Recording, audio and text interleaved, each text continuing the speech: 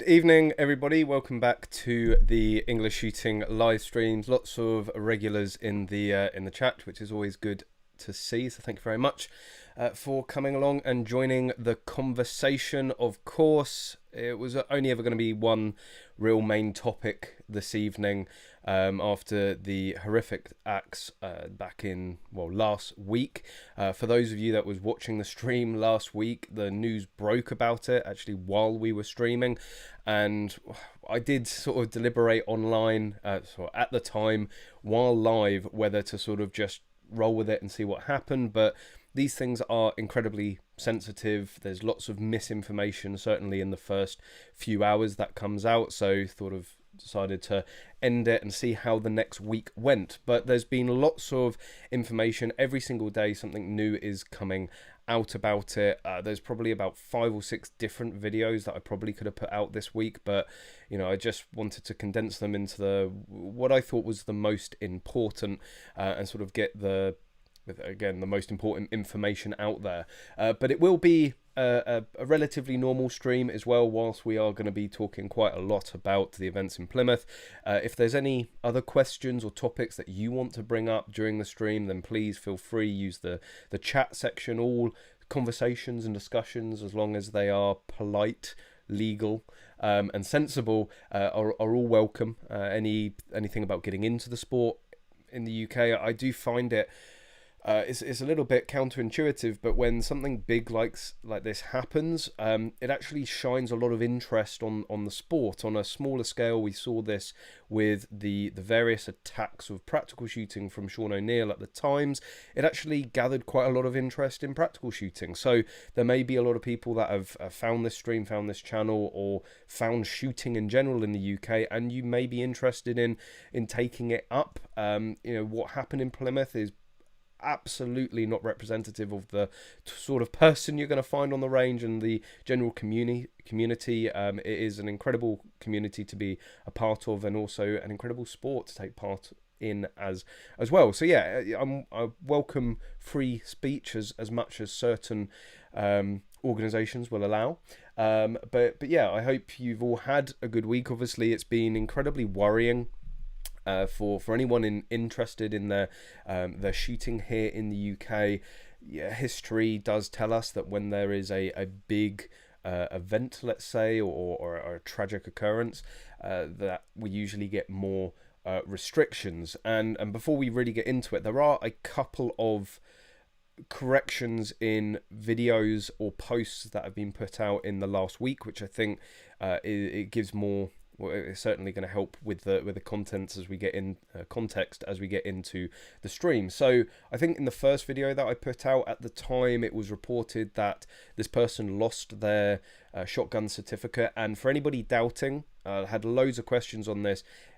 Reports are and have been consistent throughout the week that it was only a shotgun certificate that this person held. It wasn't a firearm certificate. There were some questions of whether he had illegally converted the gun into an unrestricted capacity shotgun, but the reports are at the moment that it was just a shotgun certificate. There's some confusion with the word firearms in firearms laws. I'll get onto that in a second. But he actually lost that certificate in the December. I think in the video I said September, and that's what all the other news channels were saying. So that sort of highlights even more how sort of quickly this all happened, losing his certificate in the December due to what again is reported to be a quite a violent attack on a 16-year-old boy, and then 7 months later gets it returned.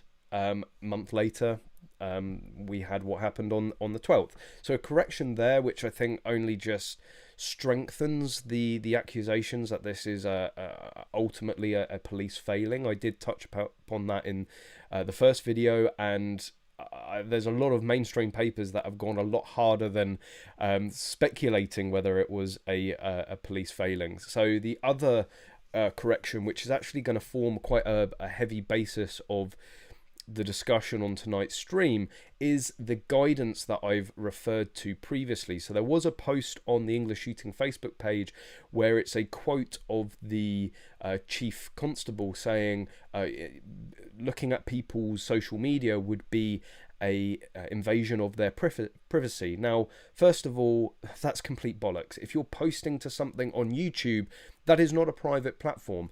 It could be argued that your Facebook profile, whilst still a public facing platform, is slightly more personal. There's some people only like to really interact with their friends on there and only really intend to put information out there like pictures or updates to their friends. So that could be considered closer to invasion of privacy or snooping. Personally, I don't think so. It's a public platform, and unless you have it completely locked down, you're sharing it to the world. If you don't want to share it to the world, get off Facebook. But YouTube, there's no private element of YouTube. Yes, you can make a video private and only share a link to that video to select people, but it is, if you put content out on YouTube, the whole premise is to get people to watch it. And if you've watched any of this guy's videos, it's quite, again, he's not directing it at friends or family. He was directing his videos to the world. So to suggest that going and watching these videos would be in any way an invasion of his privacy, I think is just absolutely ridiculous overall. But the correction is in this guidance. So I state, whilst he says it's going to be an invasion of his privacy, and then I use a screenshot of this guidance where it actually says to use social media, a big part of the correction is that this is, at the moment, draft guidance.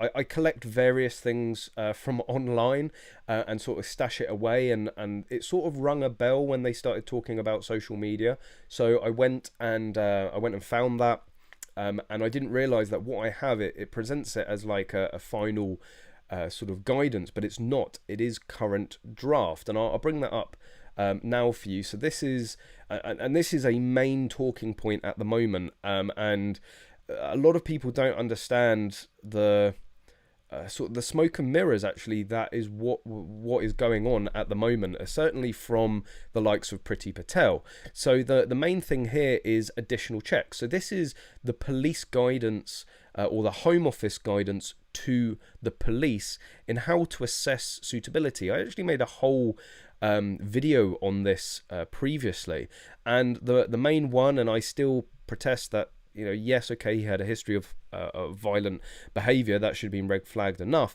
but this guidance specifically says you should be using information obtained from open source social media to assess somebody's suitability. There's a bit bigger for anyone that's wearing glasses. So I sort of saw this and say, how on one hand can you be saying that it's an invasion of privacy when it says it's actually in the guidance? But this is a draft. So when you see this document, there's nothing about draft from what I can see on there. Again, I am fairly dyslexic, so I don't know, it could be there quite in bold. I'm just not reading properly. But this is one of the biggest differences as well, is that this is draft statutory guidance. So it's not like the firearms guidance that we have at the moment, which is an interpretation of the law. This is going to become statutory. It is going to become mandatory for the police to follow. And if you want to see the sort of Home Office page or the .gov page, this is where it is. It's a whole consultation. It's still in the draft consultation stage at the moment. This is not in effect, and this has been around for quite a while. So this was first published on the 23rd of July 2019. So we're talking 2 years ago. This was put out there 2 years ago, and this is where things start to get a little funny. So the biggest question overall is, well, are we going to see further restrictions? Are we going to see further bans? And the only thing that they're talking about at the moment is we're going to bring in new guidance. We are going to react to this. We're going to bring in new guidance. We're going to bring in checks for social media. We're going to bring in things like, I've heard various quotes of, we're going to interview your next door neighbours. We're going to interview your ex partners, we're going to give you drug and alcohol tests, so on and so forth. We'll get on to the various concerns about all of that in a minute. And it seems like, you know, Priti Patel or various members of the government have sort of rode in like saviors, saying, look, we've got this, we're going to bring in all this new guidance because of this, you know, we're going to react to this. They were doing it anyway. Nothing they have said in reaction to this shooting is anything new. The whole statutory guidance, this draft statutory guidance, as you've just seen, has been around for 2 years. It's just a shame that it has been floating around for 2 years, because if they had pulled their finger out, and this is any chance I get to talk about the Offensive Weapons Act, I know, but this is the travesty of spending so much time, money and resource on something like the Offensive Weapons Act, specifically the Mars and Lever release, which have never been used in crime, have never been shown to be an interest to criminals, or have really had any genuine concern of anybody about these guns, apart from, you know, the Gun Control Network, but, you know, they're scared of a bloody spud gun. So, you know, they've spent all of this money, millions and millions of pounds, all of this time and resource, when they've got this guidance here that potentially, if was actually in place, if they had focused on getting this guidance out rather than forcing down the Mars and Lever release ban, this might have prevented it, right? And this was my main point in the last video about social media checks. If they had gone on to that person's YouTube channel, which many people were able to find quite easily, quite quickly, so therefore the police could have found it. If they had watched 2 or 3 of his videos, they'd been like, this guy is not right. And even if they didn't make the decision purely based on the video, it would have been like, oh, maybe we should get in contact with his GP, which is another thing. Like another recent video about the politics of GP forms. The police and the GP and various stakeholders within the shooting community agreed that there would be this system, that the police would send requests to basically sign off on if somebody had mental health issues or not. If they didn't receive a reply from the GP, they would just assume that everything was okay. But the GPs, obviously knowing better about firearms and the process of giving out certificates and vetting people, thought, no, we don't want to be a part of this. So there's a number of GPs that just won't respond, even if there is a mental health issue. And this is also another failing is of the NHS or the GPs to actually do what was agreed. Because if the system that had been agreed many months ago was in place, again, it would have potentially have prevented this.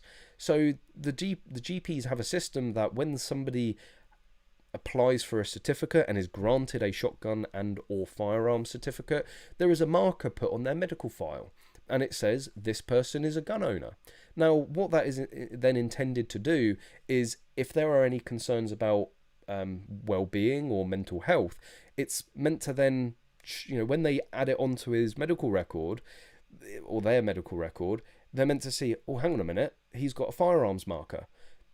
I should probably tell the police about this. And I think in terms of the failings of the GP, either they have failed to actually add that firearms marker to this person's medical file, or the marker was on there, they weren't doing their job properly, because again, it has come to light that this person was receiving help for mental health issues. There were various calls for further assistance and further treatment for mental health issues. So it would have been well known, you would have thought, to his GP and other medical professionals with access to his medical health records, that this person was not in a fit state of mind. And if they'd have seen it, either if it was there and they had seen it, they should have acted upon it.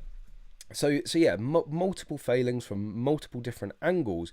But this guidance, I think, would have potentially, if this guidance was in place and the police were following it to the letter, it probably would have flagged up the necessary flags, despite all the other failings, to prevent this person from getting their shotgun certificate back. So it's, again, millions of pounds spent on removing Mars and lever release that have never been used in crime, bringing in guidance that is really needed. Even the police admit that the guidance isn't followed correctly. Well, not correctly, but there's a disparity in how police forces follow guidance, and that the guidance isn't clear enough, and that there's too much interpretation. So something we actually bloody needed was sort of sidelined and put on a shelf, but they took away Mars and lever release. Well, whoever's decision that was, I hope you're happy. I bloody hope you're happy, because you've potentially cost 5 innocent people's lives. And as strong as that may sound, that's how I see it. So in terms of these other new checks, in terms of these other new guidelines, well, unfortunately I've scrolled up, so I just have to find it again. There were some really worrying things about, let's see if I can bring up, use the search functionality, but I can't. It's like asking for directions. It's like admitting defeat. So let me, come on, found it earlier. Let me bring this back up. So let's go through, because there are, again, some worrying ones or concerning ones on here. So these checks are the additional checks on what they should be doing. Checks with other agencies such as health professionals other than GPs, social services, probation service. I mean, you do have to ask, if they have to go and ask a probation officer, that's the fact that they have to go and ask somebody's probation officer probably may indicate that they're not fit to have a certificate. But anyway, multi-agent groups. So this already sort of happens. I mean, like, other than the GP, because that is most definitely meant to be part of the process. But other agencies, they do check with other agencies like counter-terrorism. Obviously the police national database and things like that, although that is still police. Check with other licensing or regulatory bodies or enforcement agencies. That's sort of very vague. Could that be the NRA? Could that be a national governing body? And or other enforcement agencies? I think as well this potentially is more for international applicants. So people that have come over to the UK and may have obviously a greater history in their home country, so they may want to look abroad for further guidance. A drug or alcohol test. Now, a drug test, absolutely. Like, I don't think anybody can disagree with that. Regardless of your stance on drugs, that can be a very polarizing subject in itself. But regardless of your views on what should or shouldn't be illegal, it is a crime to partake in certain substances, right? And again, regardless of whether you agree with it or not, that is breaking the law. You have decided that actually you know better. You're gonna break the law, and you're gonna do what you want to do. That's not particularly a good judge of character. And I think if you are tested and there are illegal substances found in your blood or samples or whatever, then yeah, that points to the fact that you're breaking laws, that you're not a rule follower, and I don't think you can really argue against the police using that against you. Or alcohol test. This is an interesting one, right? Henry North, how do you do an alcohol test? I don't know. Is it like a boat race or a yard? See how quickly you can do it? I don't know. Because obviously alcohol is legal, completely legal, pretty much across the world.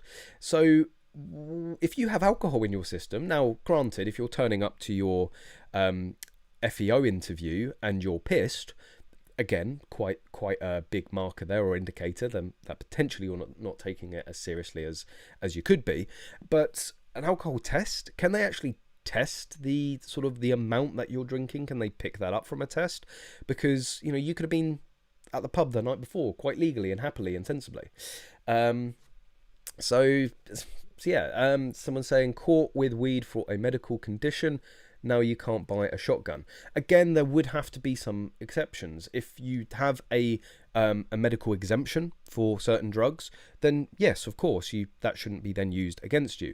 An interesting one is whether I'll stop the the writing for a second, far better looking. What if you go to a country where it's legal? And again, this is the issue with guidance, is there's always grey areas, right? Let's say you've gone out to America, where there are multiple states where it's legal to smoke certain drugs or take certain drugs, and parts of Europe where it's legal to take certain drugs. And if you've then not broken any laws, in those countries it's considered the same impairment as alcohol. So once you've taken it, you know, the next morning you don't have any lasting effects unless you are a heavy user. Same with alcohol. So yeah, if you have partaken in a UK illegal drug legally elsewhere, come back and you end up doing a test, how does that stand? So it's not ironclad, but I think those circumstances would be very very small, and very rare. But again, something that they probably need to think about, you know, is it the fact that you have a certain drug in your sample, or is it the fact that you've broken the law to take that drug? You know, that I think that might need clarifying, and also medical exemptions and so on and so forth. So other tests, this is where it starts to get a little bit Big Brother. Credit or other financial checks.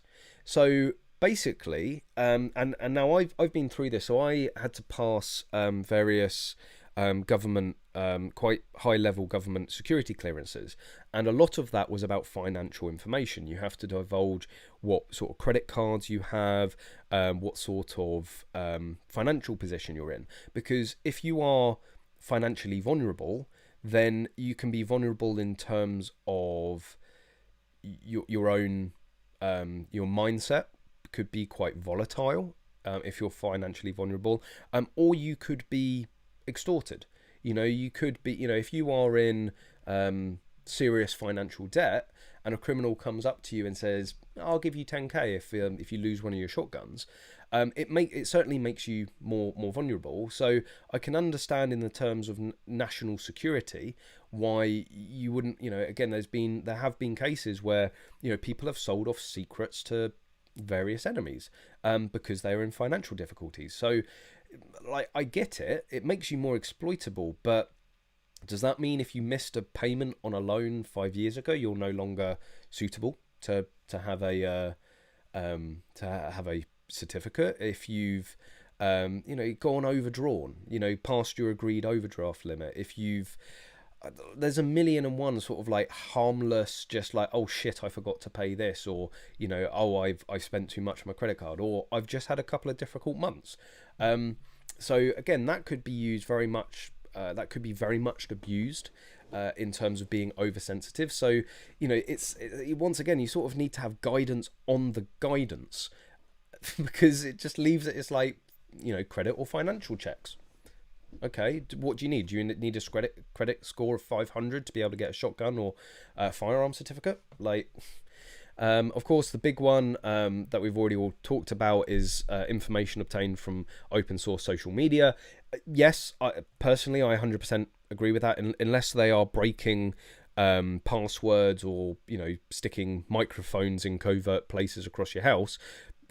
Look through my social media all you want, you know.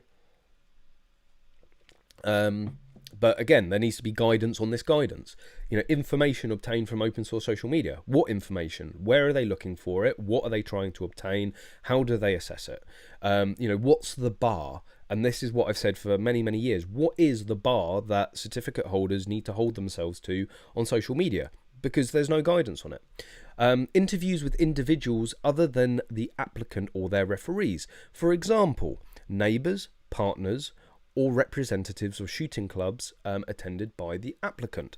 So the representatives of shooting clubs attended by the applicant, I 100% agree with this, right? If you've spent 3 or 6 months at a club becoming a full member to get to the point where you are applying for your firearms certificate, yeah, absolutely, the club should be giving a reference of some kind to the police. They're going to know how you handle guns, you know, what your manner is with firearms, how you sort of obey the range rules. So that's fine. But neighbours and partners, right? And interestingly, it says partners. Now, I don't think they're necessarily just talking about the various religions in the world that allow you to have multiple partners. But what was being quoted in all of the big papers was ex-partners. And I think that is what they're saying by partners, because partners both past and present. Now, the thing is, if you have an ex-partner, there's a reason you have an ex-partner, right? And not I've been fortunate in my life that all of my relationships that have come to an end have been quite amicable. But I know a lot of people where it hasn't, right? And we've all heard the horror stories of ex-wives or soon-to-be ex-wives phoning up and making malicious allegations, false malicious allegations against their soon-to-be ex-husband or ex-partner, saying that they're threatening them with guns. That's expanding it. I guess in some way you can give more credibility to an ex-wife or soon-to-be ex-wife, because at least you've got to the point in your life and your relationship where you've committed to being husband and wife. But ex-partners, so you go out with somebody for 2 weeks that you've met off of Tinder, and the police are knocking on their door, and neighbours, right? Again, neighbours should actually be able to give a fairly accurate or fairly good reference of the sort of person you are.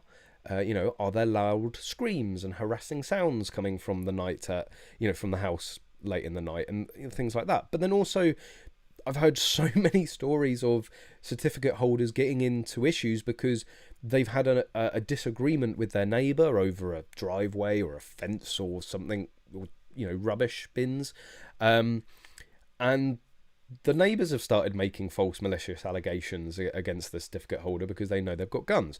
But the biggest issue with bringing in partners and neighbours is security. The police are basically going round everywhere, potentially saying that you have or will have firearms. And I know there's a lot of people that take it very seriously to tell as few people as possible. I'm on the other end of the spectrum of that, but never mind. It's each to your own. You should choose who you should be able to choose who knows what you have in any capacity. Getting your neighbours involved, getting your ex-partners involved potentially, I think that's just an absolute recipe for disaster. It's a recipe for disaster based on the validity of the information that they're going to give. If there's potential biases there due to disagreements, not serious disagreements, not character defining disagreements, but just neighbourly or ex-partner disagreements. And then also the security aspect. So that's quite a big one that I don't think is necessarily thought through. What I think they should just change that all to is interviews with representatives of shooting clubs attended by the applicant other than their referees. I think that is like the perfect solution for all of that. No concern, and I think they're going to get a good cross-section view or reference of somebody just from that. So the other additional checks that they're looking at bringing in, background or medical checks on partners or other individuals living at or with unsupervised access to the applicant's address. Now, this is something I've touched on previously in terms of asking who you live with. So they want to know who lives at the address. I haven't actually transitioned that over. There we go. Now you can see it.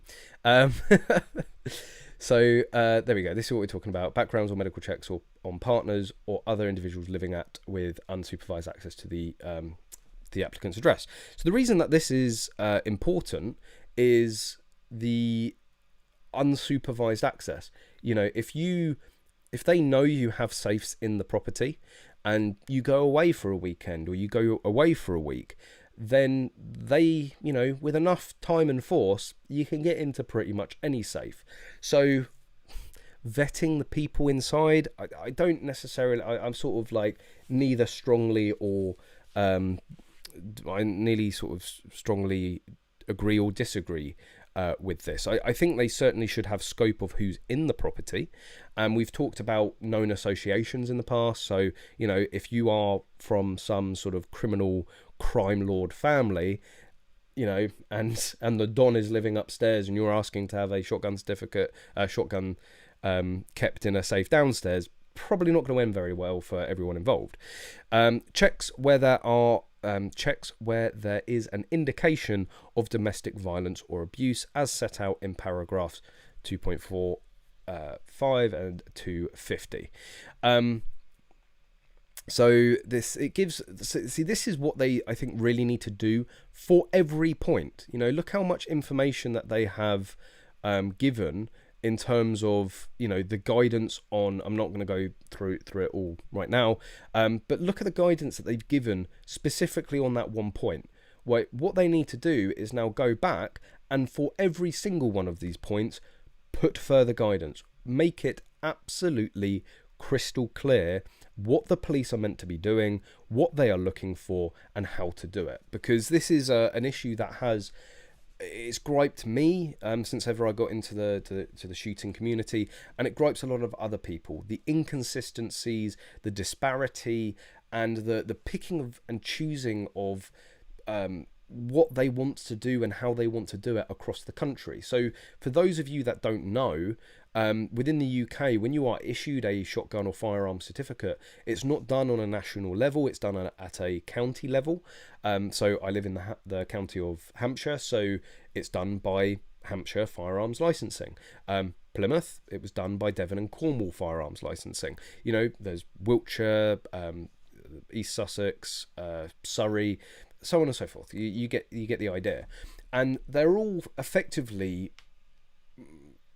working from the same rule book. They're from the same guidance.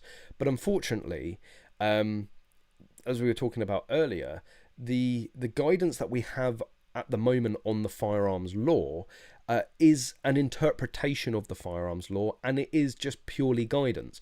There's no requirement to follow it. The police can, or firearms licensing can, interpret the law how they see fit, and that's why you end up with such disparity. And for a very long time now, the firearms licensing departments have sort of been able to make up their own criteria and their own processes for how they give out certificates. You know, that's why Hampshire vet social media incredibly closely. I think it could be argued in some instances too closely, or certainly their understanding of social media and the culture of social media online, they don't have a full grasp of it. But Plymouth and Devon and Cornwall, they don't seem to really get the whole social media thing and don't do it at all. And I think they're, you know, between Hampshire and Devon and Cornwall, there's a nice middle ground somewhere.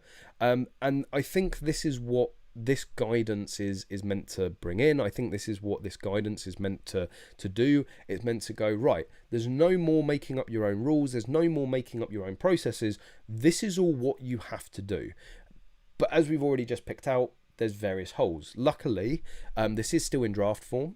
I'm sure after the recent events, they are going to be trying to rush it through. Hopefully they don't rush it through to the point where it sacrifices the usefulness of this guidance.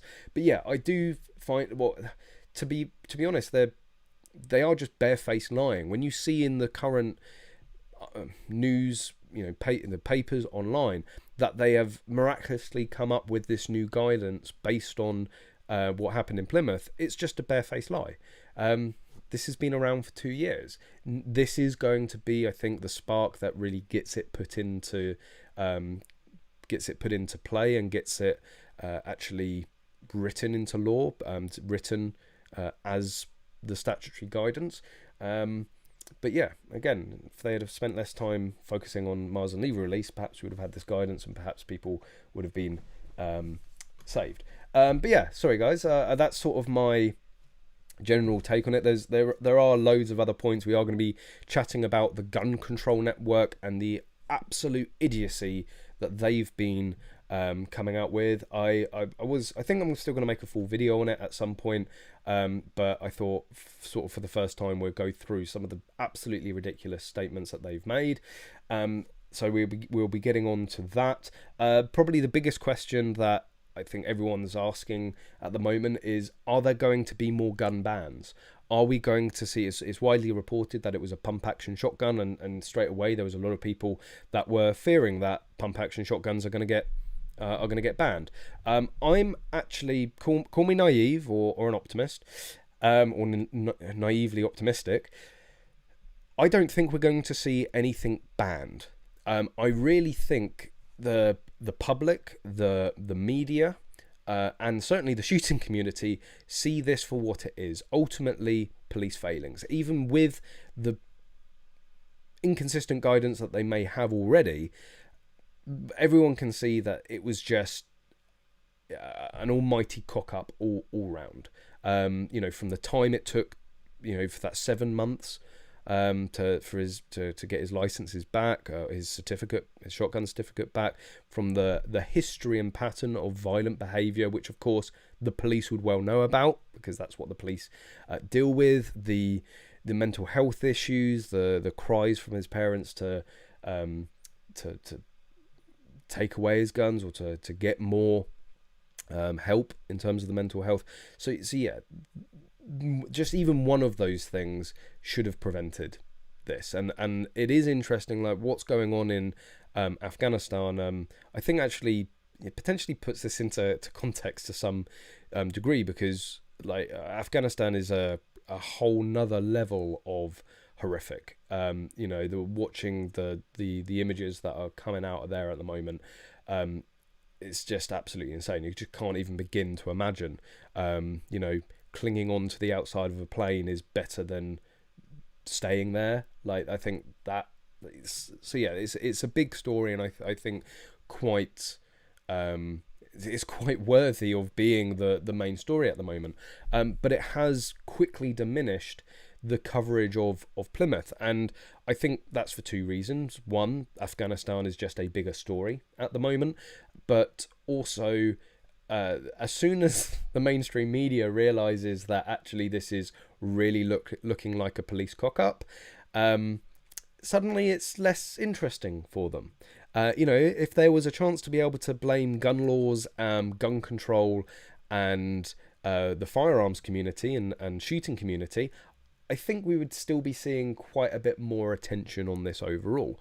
Not forgetting that over the weekend after that, 4 people were shot in Camden with an illegal firearm, with a handgun. So, again, that got all of 2.5 seconds of media coverage, because we're not interested in illegal gun crime, even though it makes up the majority of all firearm-related murders in the UK, whilst it makes up the majority of firearms crime and offences, and 40% of all offences are still committed with a handgun, but we banned those, so that of course worked.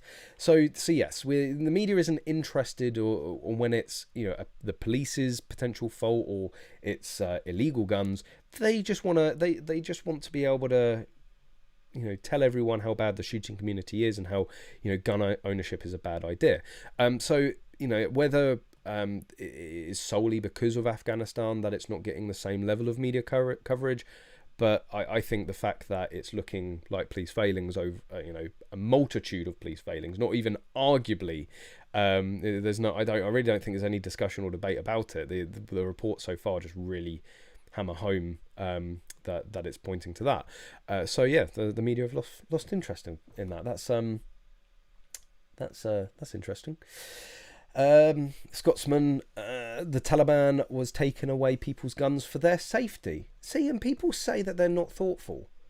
I mean, we all know guns are dangerous. The Taliban are doing a fantastic job of making people safer, taking away their guns, because only bad things are going to happen with guns, right? Well, certainly if they're in the hands of the Taliban.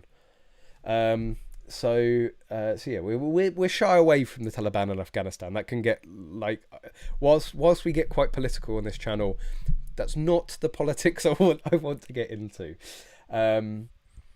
But yes, Chili the dog. I was surprised that semi-auto shotguns are legal. Yeah, this is. There was so much misinformation about shotguns, right? And there is our laws aren't exactly black and white, and they're not exactly the easiest to follow.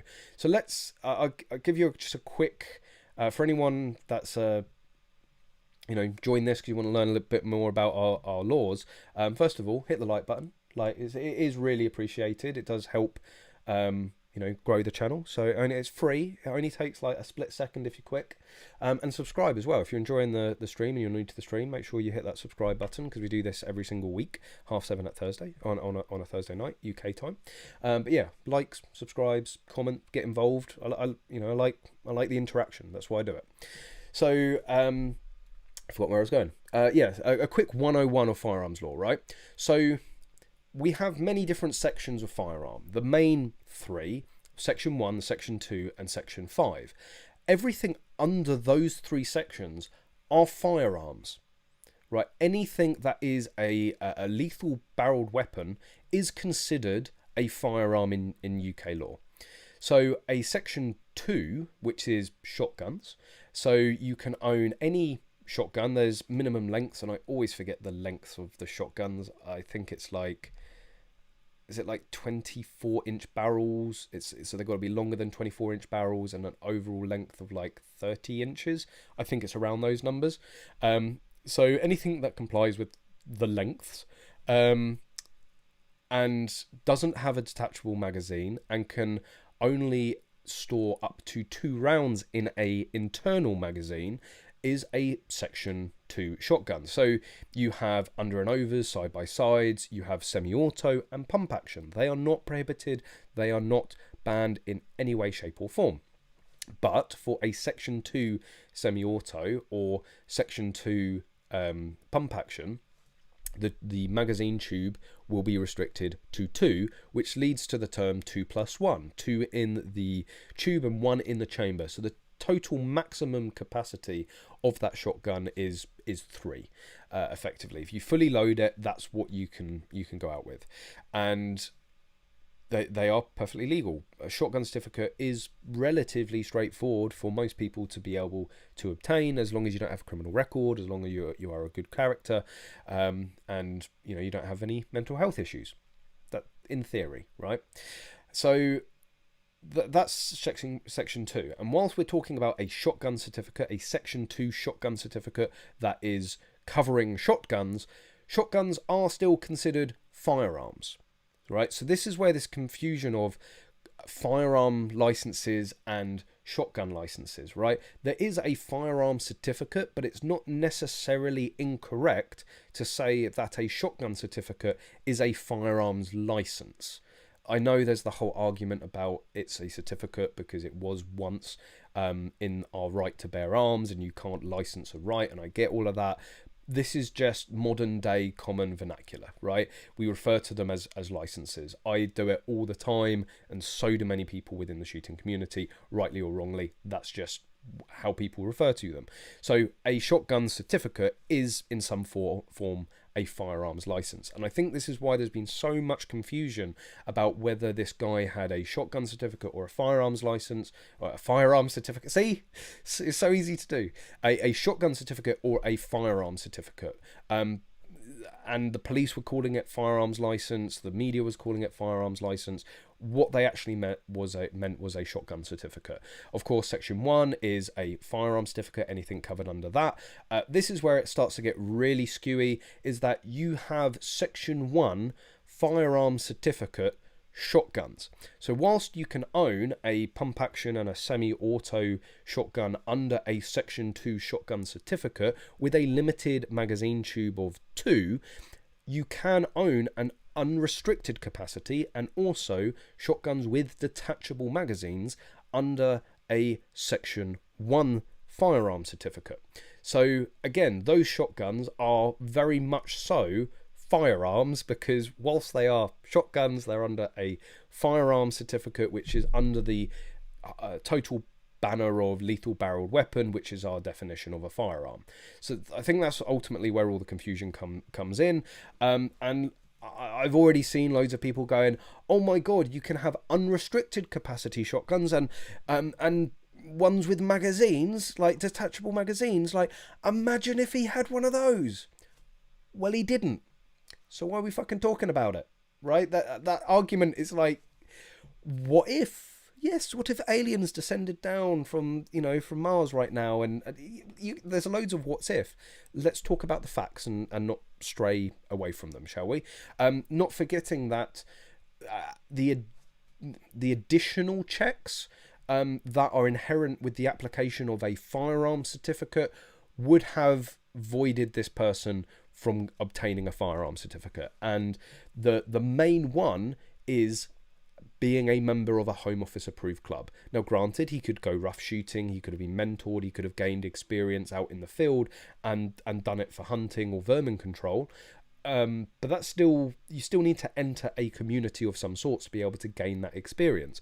But most likely, the avenue that this guy would have taken to be able to get a firearm certificate would have been through a Home Office approved club. He would have had to have spent 3 to 6 months fulfilling a probational period, and given the fact that this guy was just genuinely odd, not just because he went and killed 5 people, but his videos, his demeanor, his general sort of outlook on everything, there's no way that a club would have I would hope to think that there's no way that a club would have supported his application for a firearm certificate. And this is, and I saw David, you're not going to be very happy with the game shooters or the clay pigeon shooters. So David, very early on, thanks for joining, David, as you always do, if you're still here, that is. Bin the shotgun license, make them all section 1, no more 3-shot crap. Just a bit of caveat there, or not, a bit of backstory. David is only a firearm certificate holder, doesn't have a shotgun certificate, so he might be a little bit biased in that one. But this is one of the key differences between a shotgun certificate and a firearm certificate. You don't need good reason to obtain a shotgun certificate. You just need to, in theory, not have any mental health issues, be of good character, and not have a criminal record. So the bar in some sense is lower, because you don't need to be a member of a club. You don't need to have any sort of competency checks or spend any time actually gaining experience with a shotgun. And I have said for years that I think it's one of the best things about a firearm certificate, the fact that you have to go and spend 3 to 6 months with a Home Office approved club, being mentored, learning your way around all the different firearms, learning the general rules of the range, learning about what the general behavior on a range, what you should do, what you shouldn't do, and becoming competent. If you've never fired a gun before, you technically could apply for a shotgun certificate and go out unsupervised at a clay pigeon ground on your own, with no mentorship, with no training, with no education, with no level of competency. And I think, as somebody that spends a lot of time on ranges, that's a potential danger. I don't want somebody shooting next to me that hasn't got a clue what they're doing with that gun, unless they are being supervised by somebody. So that's why we have instructors at clay grounds, and we have, nominated instructors in clubs, to be able to teach people, to be able to show them the ropes, so that eventually they can, build up to getting their own certificate. But you just don't have that with the shotgun certificate system at the moment. So whilst the game shooters and the clay shooters and the shotgun certificate holders are going to really hate that suggestion, David, I could see it going that way. I could see you having to join a clay club, you having to demonstrate that you go out rough shooting, demonstrating that you go to to game days. Thank you very much, SuperTaz100. Really appreciate it. So yeah, I can see that happening. But the reason that it's easier, in some sense, to get a shotgun certificate is because of the game world. You know, let's be honest about it. The lords, the MPs, the people of significant power and wealth are generally the ones doing game shooting. And I don't want to paint game shooting as just an elite sport, because it's not. There's game shooting done on multiple different levels. But ultimately, within the shooting community, that is where the ultimate wealth and power is. That's why Basque like games so much. So we actually, as a side note, I have to actually give Basque a hell of a lot of credit, not for the time that they took to actually come out with a statement. I think, you know, by the time they came out with just a brief short statement, I'd already released 2 videos, but yeah, their time in their response, I think, could have been better. However, I was getting numerous people comment and message that suggesting, well, it was like they'd heard rumours, or they were outright accusing Basque of being involved in some capacity. I don't mean like it's some great conspiracy that Basque, you know, wanted this to happen, not at all. But there were various rumours going around that Basque were the ones that helped this guy get his certificates back. And, you know, from previous interactions, I have the email of the communications director of Basque, although I think it's on their website anyway. So I just pinged them an email. Within 5 minutes, he phoned me. You know, and I was sort of very polite about it and was like, look, I'm getting all of these rumours and all of these accusations that Basque were the ones that helped get his certificate back, and that this guy was a member of Basque. And within 5 minutes, the communications director of Basque phoned up and said no. And to be fair, also confirmed that this guy was previously a member of Basque, but had his membership removed for not paying his fees long before his certificates were revoked. So actually, fair play Basque, you know, or fair play Christopher Graffius for picking up the phone and just saying that, because now the various people that have, you know, suggested that or accused Basque, I've been able to go back and say, like, look, you know, that this is their statement, they're not going to do it. So yeah, fair play to Basque overall. But yeah, the reason that it's in some sense easier, the reason that there will be much bigger opposition to making it harder to get a side-by-side or over and under is the game crowd. You know, that's where the money, that's where the wealth is, and they want it as easy as possible for their friends to be able to get shotguns so that they can come and shoot on their estates. That's just the reality of it. Again, nothing against game shooters, nothing against the game community. That's just the reality of it.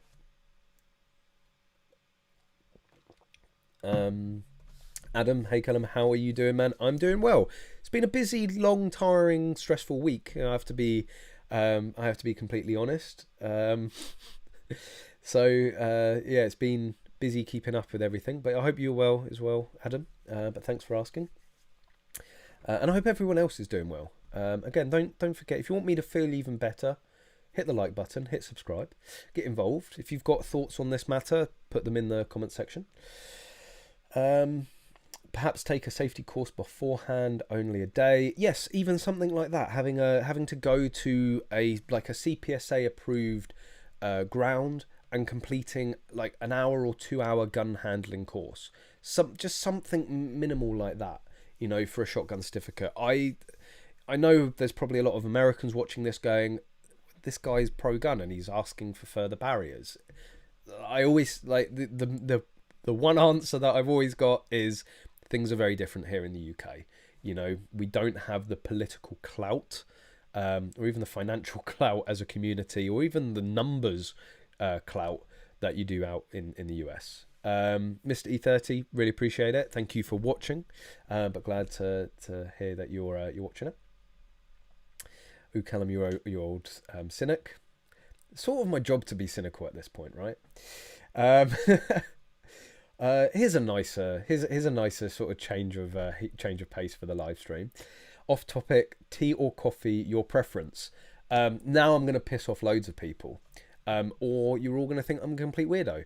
I don't actually drink tea or coffee. Despite coming from a quite devout family of coffee and tea drinkers, and you know, working with quite devout coffee drinkers, I've never drunk. I've tried it. It's not like I've never tasted it. I don't get it. I honestly don't. This is why I say I'm an American born in the UK. Like, you know, my favourite sauce is barbecue. I don't drink tea or coffee, although coffee is a huge American thing, obviously, as well. But yeah, I don't drink either. That's why. Well, apart from when I have a beer, I'm having a squash or a Monster. Don't get me wrong, I need a caffeine kick in the morning, but I drink Monster for that. But yeah, not tea or coffee. You're right on that one, English Shooting. It's no different than tobacco. It's why cigars aren't legally treated like cigarettes. 6 months as a member in a club is a good amount of time, in your opinion? Yep. Likewise, some clubs are quicker, some are 3 months, but yeah, 6 months. I mean, some clubs it does take 12 months to get through to get through to a full membership. Nitsa, thanks for joining, as always. In Northern Ireland, you have a 12-month probation period for all licensing. So what was I just saying? And whilst Northern Ireland obviously has slightly different laws, it still is under the UK umbrella of firearms licensing. Although they seem to, from the way you're saying that, I guess that is a mandatory thing. Supertaz 100, 167 watching, but only 51 likes. Yeah, what's going on, guys? Hit the like button. Makes me happy. I think here we go. If we don't get 100 likes, they're going to ban pump action shotguns. It's in your hands. Don't let the pump action shotguns get banned.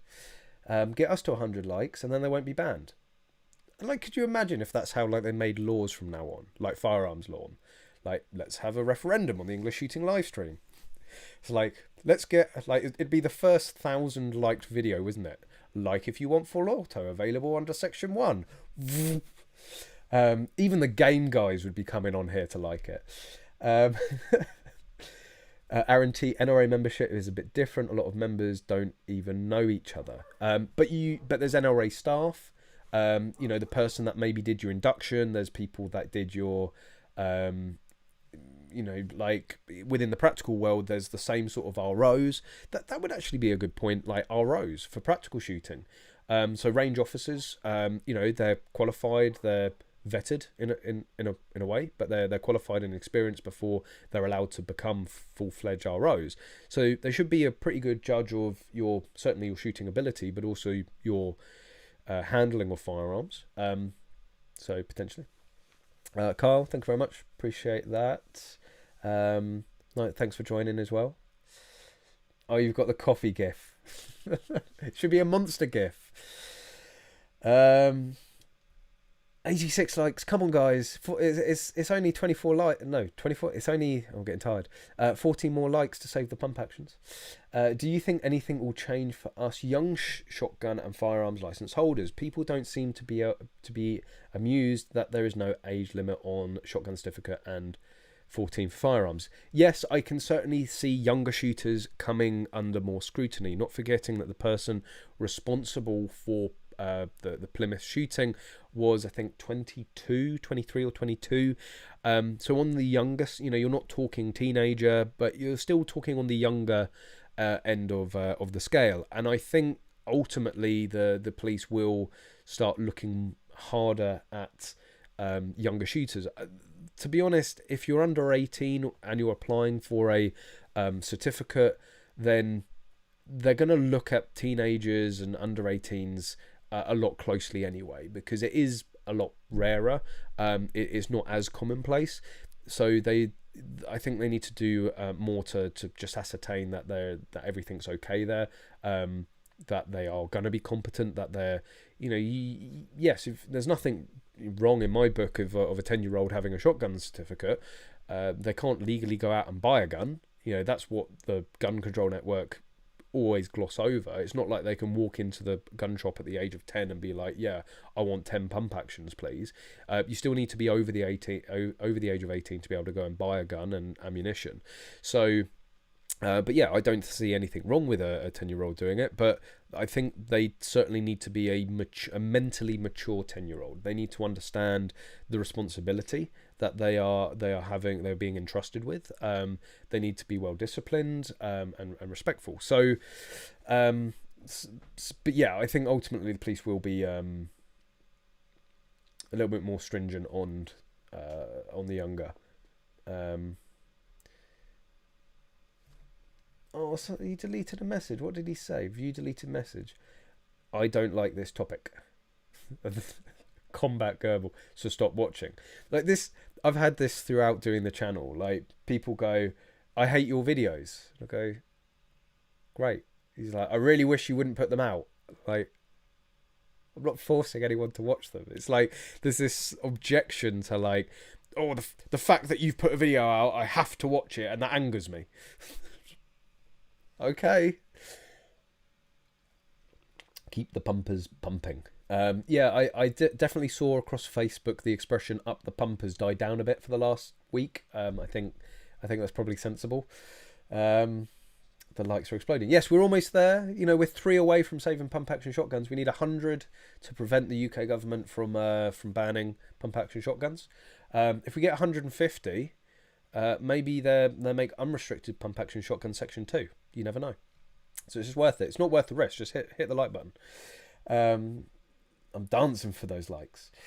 I live in Plymouth, and it's been very quiet all over the city. Still can't drive the same roads. Try to avoid. Doesn't seem real. Yeah, there's going to be a huge amount of investigation still going on.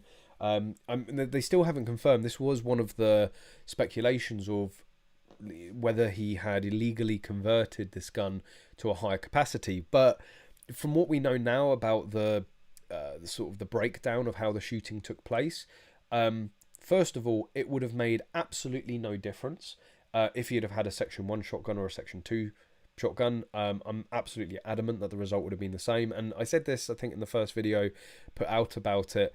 The type of gun, absolutely, and this is why I'm quite confident that they're not going to ban any particular gun. And now that we've reached, thank you very much, we've reached over 100 likes, they're definitely not going to be banning pump actions. But yeah, the type of gun played absolutely no difference in this attack, like from everything we know so far. So for them, I know this is a very logical approach, and that's probably where it falls down in my understanding of what restrictions are going to come next. But the fact that the type of gun played absolutely nothing played no part in this, there's nothing for them to cling on to in terms of, you know, making people safer. So, you know, what will make people safer is clear set out guidance and a clear set out framework to the police of what they should be looking for, and how to look for it. Things are going to get a little bit silly now, because we're going to have a look at what the Gun Control Network has been coming out with. Now, the Gun Control Network sounds like a huge network of various influential and intelligent people across the country. It couldn't be further from the truth in all aspects of that saying. So,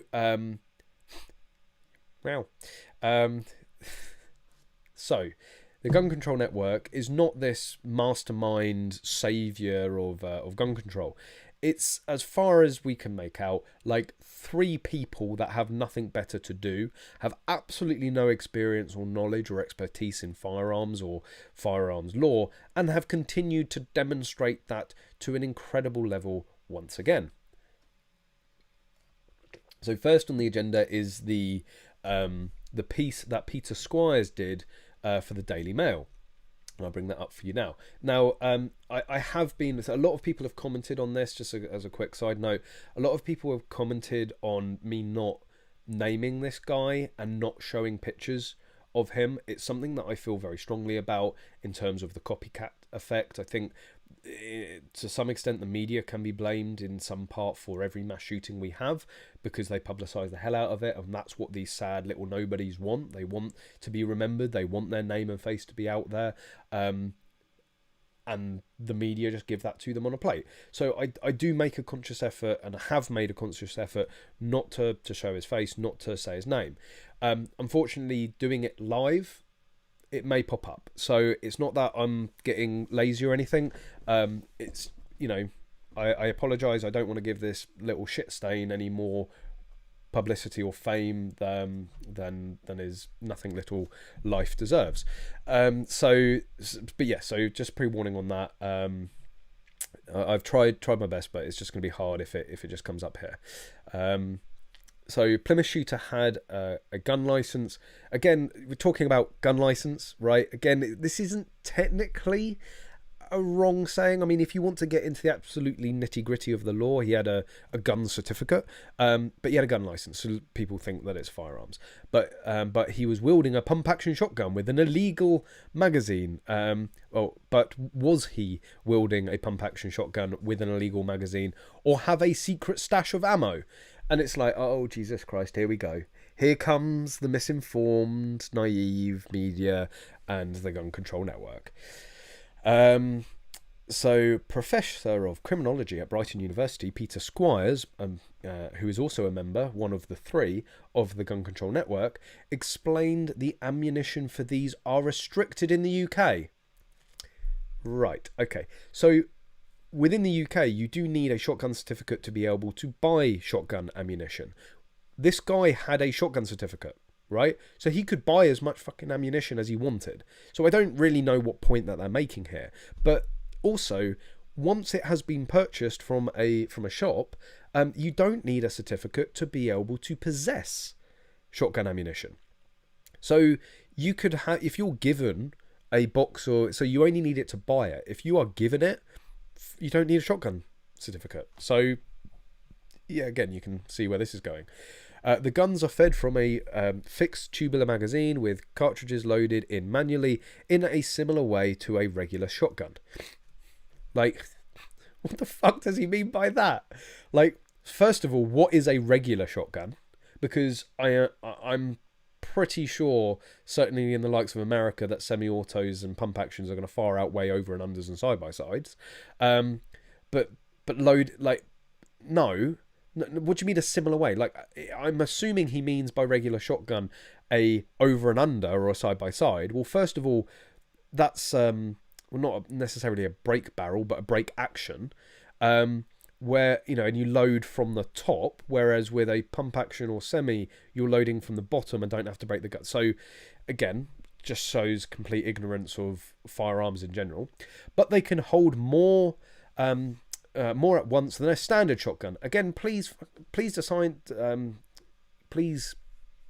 define to me what a standard shotgun is, meaning the user can fire more bursts in quick succession like a semi-automatic weapon. Okay, right. So just, I know I like showing this one all the time. It's going to take me a second to find it. But this whole thing that he had some higher capacity shotgun and he was somehow more dangerous because he had a 2+1 pump action, just utter horse shit, right? Now this is a very old video and I've shown it many different times, but I think very, very relevant with this. Let me find it. Here we go. So, and not to necessarily embarrass my good old friend Alex in this, right? I'm doing practical shotgun with an over and under, right?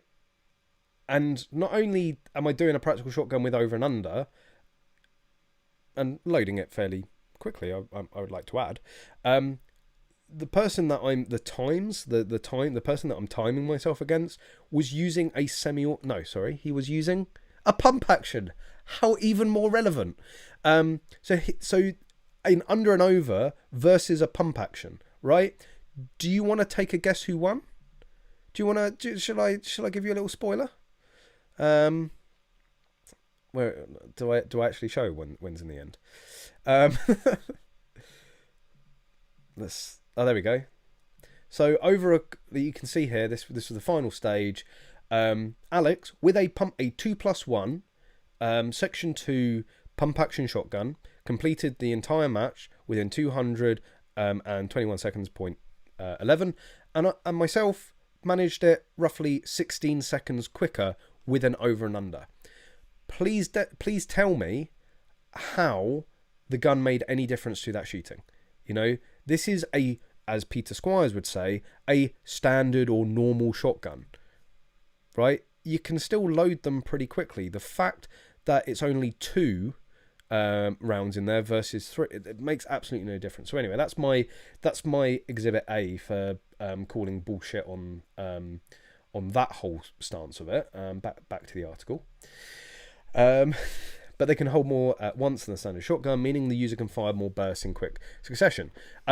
Bearing in mind that with a standard, I guess I'm doing it now, with a modern over and under shotgun, you can fire 2 rounds as quick as you can pull the trigger. The only difference with a 2+1 is that you can theoretically fire 3 rounds as quickly as you can pull the trigger.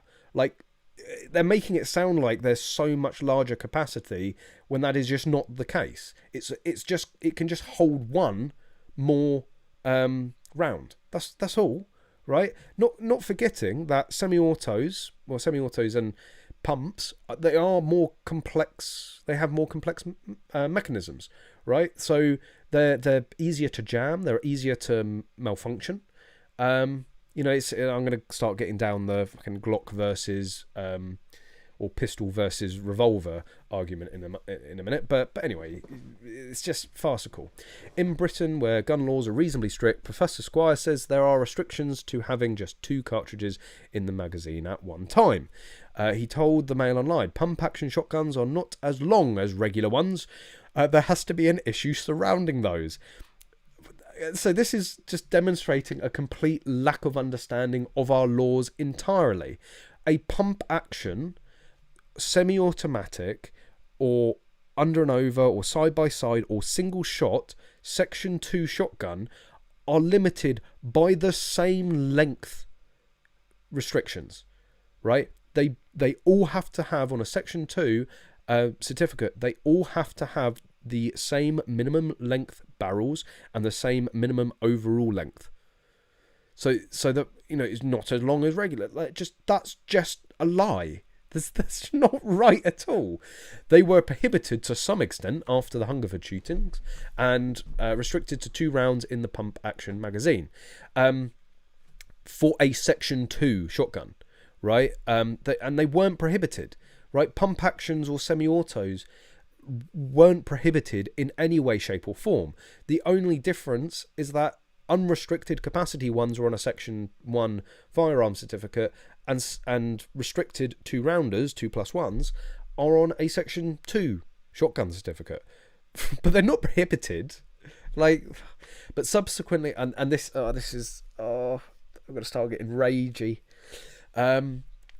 But subsequently, there has been a sort of a rock and roll shooting sport created which involved them. It's been a bit controversial. Why? Because Sean O'Neill got his knickers in a twist and did a number of articles over them. How has it been controversial? The only people making it controversial is you.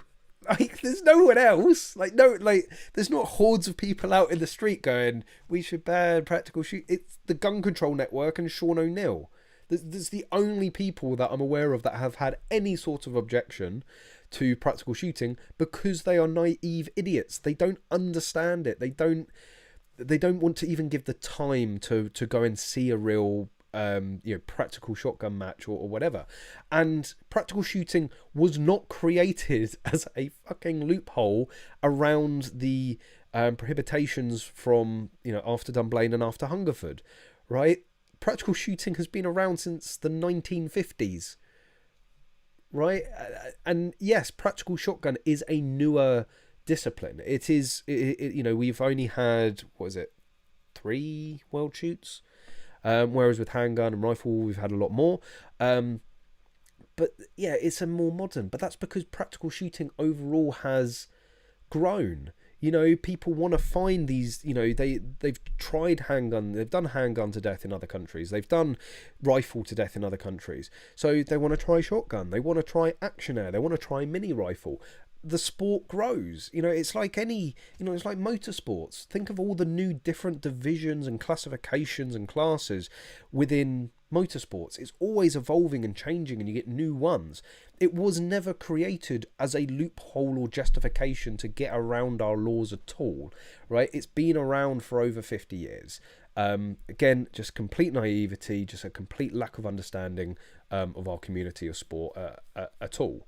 And to add to it, the UK PSA confirmed to me that this guy wasn't a UK PSA member.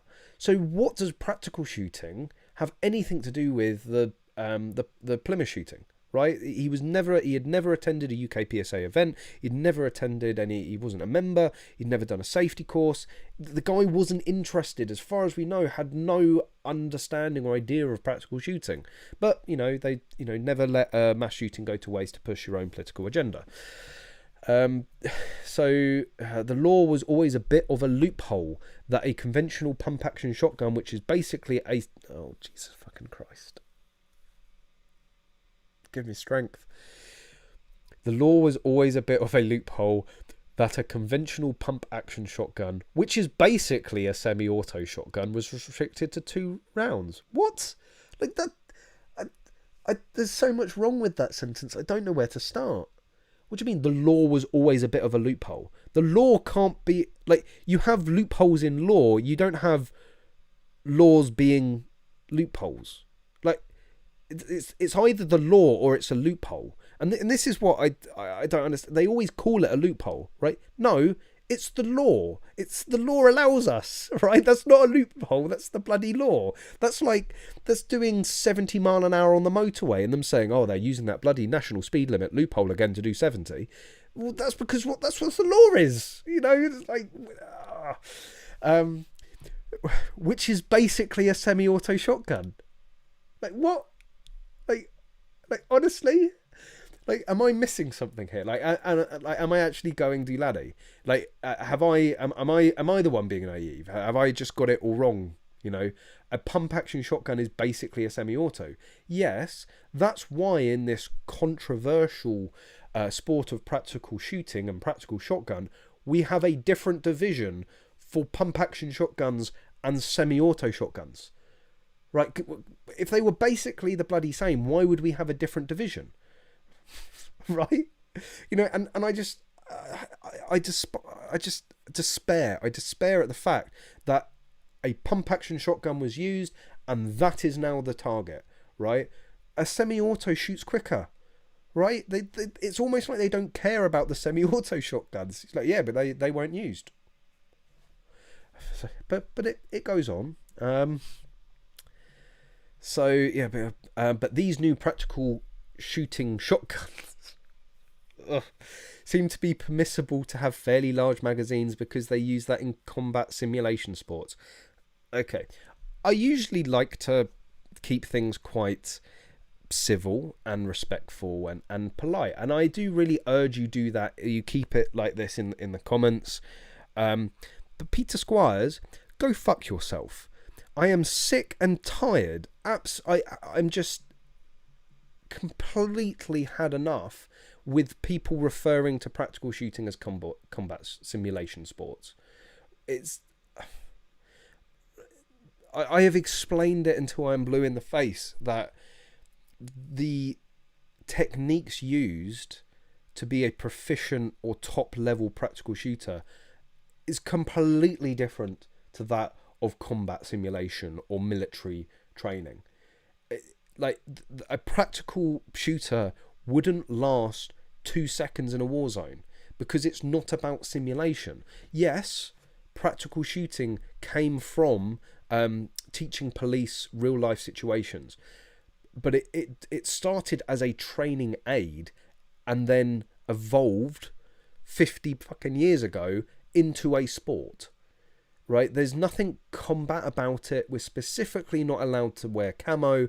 We're specifically not allowed to have any, I don't know what the correct sort of phrasing, but like any questionable slogans and things like that. It is a very highly vetted professional sport, right? And if these people actually crawled out from under the little gun control rock that they live in and actually went to a range and saw how people conduct themselves, what people are wearing, and the level of professionalism, they would understand how insulting it is to sit there and say that it is a combat simulation sport. Last time I checked, paper and steel targets don't shoot back at you. Last time I checked, there was no penalties to presenting yourself to a target, right? It's purely about knocking down all of the steel plates or shooting the targets as quickly and safely as possible. There's no tactics. There's no, there's techniques. There's, strategy in a way, but not military, not combative. So yeah, Peter Squires, go fuck yourself. It's just more lies. It's a bit like an assault course. It's a bit like an assault course shooting. Like, fair, okay, right? I always use the comparison of CrossFit. It's like clay pigeon shooting combined with CrossFit. I just like the fact that you had to get assault in there somehow. Like an assault, like an obstacle course. It's obstacle course shooting, but then it's like they dive behind vehicles. Like, yeah, potentially in 3-gun out in the States, they shoot through windows. They're called apertures, and jump over walls. I have never seen somebody jump over a wall during a practical match, right? I've seen a few pretty killer slides to hit small targets. What does define small? And there's actually a variety of different size targets on a time basis. Fair enough. It's a rifle license, so not just a shotgun license. No, it's a firearm certificate. It's not just for rifles. It's for... So, again, he presents himself as this professor of criminology at Brighton University. How the fuck he's still in any job? Because it's not a rifle. It's a firearm certificate. Like, firearms license, yes, I can understand using that terminology, right? But it has nothing to do with a rifle, right? Because you can have long-barrel pistols, long-barreled revolvers, you can have black powder pistols, you can have black powder rifles, underlever rifles, you can obviously have Section 1 shotguns. Like, there's a myriad of different... You can even have air rifles on there. Like, you can have a myriad of different types of firearms under a firearm certificate. Right, you can even, under your Section 1, you can even have a 7.3 for historically significant handguns. Right, so it's not just a shotgun license, but the upgraded rifle license. You have to have one. You're supposed to evidence it by being a member of a club and actually taking part in real competitions. Wrong. There's no requirement to take part in real competitions at all. It's just about being a member of a club. There's some people that spend their whole shooting career having not entered a single competition, and they purely just enjoy going down to the club and putting holes in bits of paper. That's your good reason, and someone else has to say you're a genuine sports shooter. Yes, your club does have to verify, has to support your application. So someone has vetted him and no. Like, we're going downhill again, Peter. So someone has vetted him and said he's okay, and there will be a question about whether he did any competition, because that's really the only reason you're allowed one. No. So again, he's just completely confusing Section 1 and Section 2 and firearm certificates and shotgun certificates, right? You don't need to compete. You don't need to compete for either a firearm certificate or a shotgun certificate. You certainly don't need to compete for a shotgun certificate. So asking about whether he did competitions is just utterly fucking meaningless. This is gun licensing in the UK in a nutshell. Well, your fantasy of what gun licensing in the UK is, because what you've said so far, Peter, has absolutely no relevance or comparison to what the actual licensing procedure is in the UK and what the community's like at all. We have very tough gun laws, yep, thanks to you, but when it comes to license applications and renewals, it's the classic case of 43 forces doing it with 43 different shades of due diligence. And to be fair, I absolutely wholeheartedly agree with that statement. This is what we've been saying all evening about the disparity, the differences between forces, the interpretation of the guidance, the interpretation of how they think they should do it. But this is funny. It's like the gun control network occasionally, like almost by accident, stumbles upon the real issue, right? Because he's done it, right? He's hit, like, finally, after all that horse shit, has hit the nail on the head. That is the real issue. Different forces having different requirements for their certification process, right? That's the real issue here. Not the fact that he had a pump, well, the reports that he had a pump action, not this practical shooting, not these law loopholes, the fact that there is a disparity in the way that forces do it. But, then, he continues down the same old path. I think there's a real issue about the time and resource that police put into firearms licensing because it costs them money to do it, which is the absurd thing. Okay, why is that absurd? Right? It costs the police to do anything. It costs the police to arrest a drunk. It costs the police to police a football match.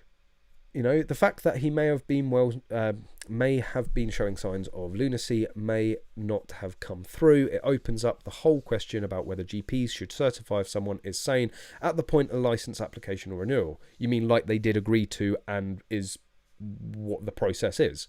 I mean, so again, he just doesn't understand. So that's Peter Squires, everyone, of the Gun Control Network. How he still has a job as a professor of criminology, I have no idea. Why he's regarded in any way and giving comment in any way on firearms or our firearms law, he doesn't have a clue. Absolutely, completely clueless on everything. But yeah, what you got? I'll get on to Jill Marshall Andrews in a second, but that's Peter Squires. Just, well, can't you drive a tank on the roads in the UK? Yes, you just can't have the an active gun. Debate the guy. Yeah, don't want a live debate with morons like this. Waste of time. No, the thing is, they're very smart. No, they're not. Sorry, I'm being silly. When they do interviews, right? I've never seen them do a debate. And if you go through all of the quotes, all of the interviews that the Gun Control Network has ever done, they've never actually sat down with somebody opposing their views, right? Because even they know anybody with half an understanding of firearms laws, firearms, and the general firearm community in the UK would be able to dismiss, disprove, and show the absolute lunacy of their views and approach very, very quickly. What they do is they give singular sort of snippets like that to newspapers, which the newspapers runs. No challenge, no debate. This is, you've come, I'm presenting this as fact, and then they run it, right? When they've done TV interviews, right? It's just them. There's no one else. It's just them being interviewed.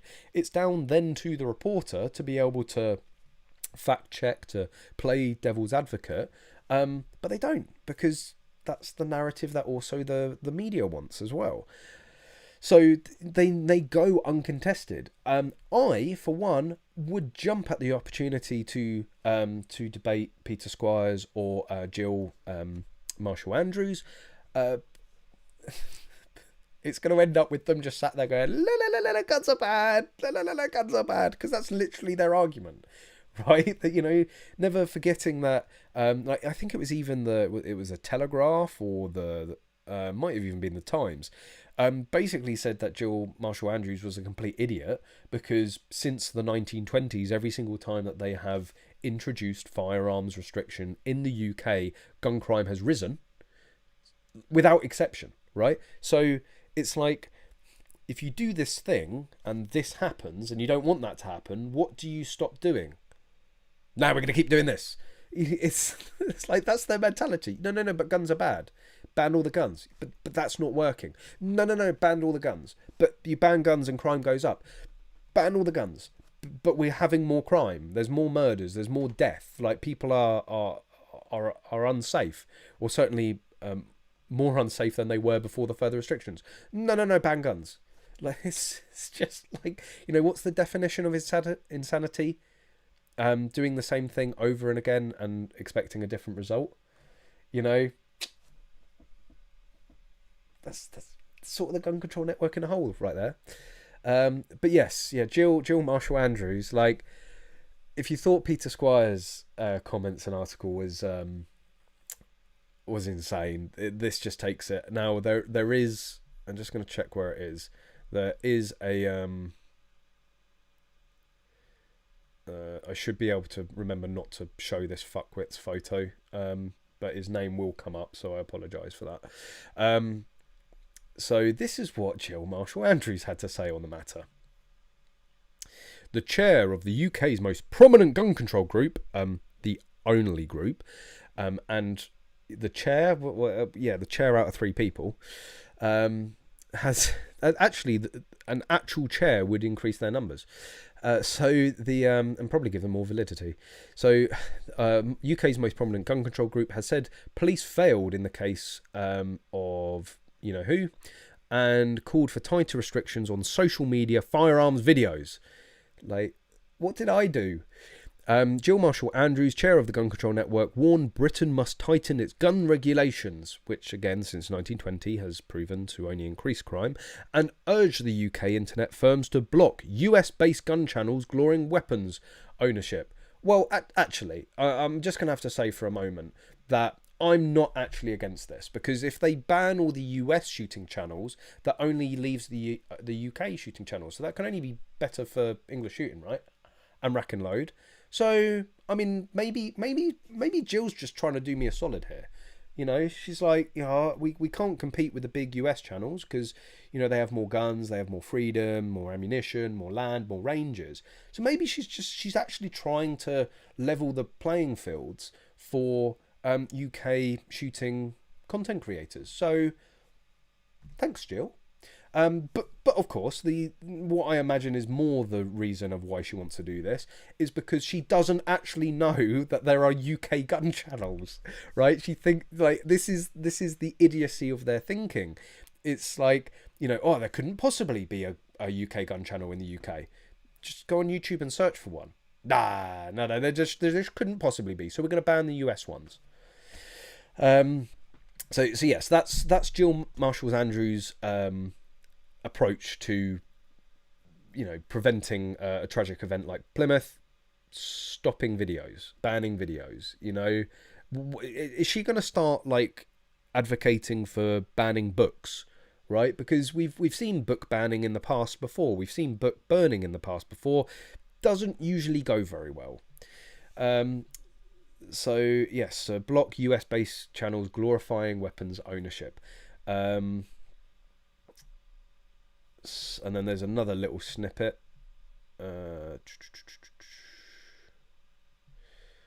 Responding to the new information, Mrs. Marshall Andrews said, like, wait for it, like, right, wait for it. Anybody who has an interest in guns should not be a licensed firearms owner. They should not have a license for guns.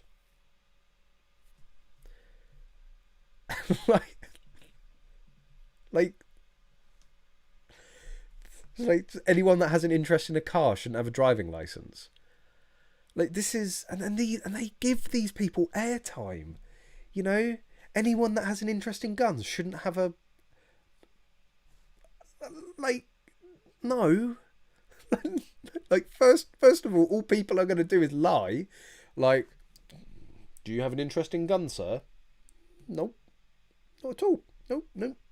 Just purely want them. I want a gun because I actually have no interest. I don't know why I'm applying, really. I have no interest in guns at all. Why are you here? Like, of course you have a bloody interest in a firearm, right? And first of all, interest in firearms, it's certainly, if you're going to own one, should be highly encouraged, right? Because you should learn how to maintain it.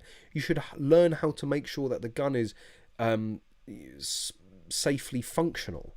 You should take an interest in it, like with a car. Like, you should take a general interest in your car to make sure that it is safe, that it is fit and proper to be used. Same with a gun. You should take an interest in the gun so that you learn to shoot it safely, that you learn to shoot it proficiently. Like, again, so Jill Marshall-Andrews, the chair of the UK Gun Control Network's answer to stopping a potential another Plymouth is to ban US YouTube gun channels and to make sure that anybody owning a gun doesn't have an interest in a gun. It's like they're clutching at fucking straws there. If you ask me, they treat these people as experts. Like, let's not forget again, Jill's experience with firearms and knowledge of firearms is because her husband, who was an MP, her and her husband were riding off of the political gains off of Dunblane. Right, that's why they started the Gun Control Network, was to bolster and boost their own political careers. They're not experts in firearms. They're experts at whinging about firearms, but they don't have any understanding of our firearms laws, our community, firearms in themselves. You know, maybe if Jill actually took an interest in guns, she'd learn a thing or two. And this is the thing, it's like, it wouldn't take that much for them to make some more valid points. Right, there, as we've discussed this evening, there are some valid points to make. Clear, set out, unified guidance across all counties. The fact that you know potentially looking at bringing the shotgun certificate in line with a firearm certificate. Many people have said, and I wouldn't be opposed to it, having one whole gun license. So, you don't have a firearm certificate and a shotgun certificate anymore. The type of gun makes absolutely no difference. It's the type of person behind the gun. Like, if you can own one over and under shotgun, like, what's the difference in being able to own a 308 rifle? You know, they both go bang. They can both potentially be, very dangerous in the wrong hands, and that's it. So you don't necessarily want a shotgun certificate or a firearm certificate. You want a shooter's certificate, right? You want to vet the person. If the person is of sound mind, is of good character, with no criminal record, and can demonstrate proficiency with a variety of different guns, and handle them safely and conduct themselves safely on the range, why does it matter what they're able to own? So we could win and lose, but of course we always lose the logical argument when it comes to guns, because fuck logic when it comes to the gun control debate. But yeah, I told you this was going to be a fairly centered stream on all of this. I think I've pretty much covered everything on it. I know I haven't been really that active with the comments, but I've been seeing you guys going away and having your own little conversations. But yeah, again, if you're watching, we still got more people watching than likes. I mean, we might have saved the pump action shotguns by hitting that 100 likes, but hit the like button, hit subscribe if you're enjoying the videos. Do this every Thursday, as I keep saying, half 7 UK time. Hopefully they're not always as well. I really hope that I really hope we don't have to do a live stream like this again. And I've been fortunate enough that within the time that I've been in the community, we've not had a mass shooting. I don't even know what the UK defines as a mass shooting. How many numbers it is, but yeah, the last mass shooting, or defined mass shooting. I forget, was it 2008?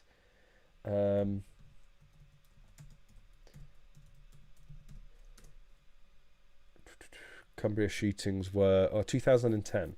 So I mean, that's just another point. It's been just over 11 years. Just over 11 years since the last defined mass shooting, and 13 died in the last one, and including the perpetrator, 6 died this time. I don't know why they ever count the perpetrator in the total deaths. Like, I'm sorry, if you go and do something like that, like, you shouldn't be counted in any way, shape or form. Your name shouldn't be plastered all over the internet. Your face certainly shouldn't be plastered all over the internet. you shouldn't be included in the death toll for it. I really do. Whilst there's a lot about New Zealand and firearms and gun control out there that I strongly disagree with, one of the things that they did just absolutely ace was the media blackout on the New Zealand shooter's name. There was a bit that I put on. I'll bring it up. I put it up on the channel, not the channel, on the Facebook page.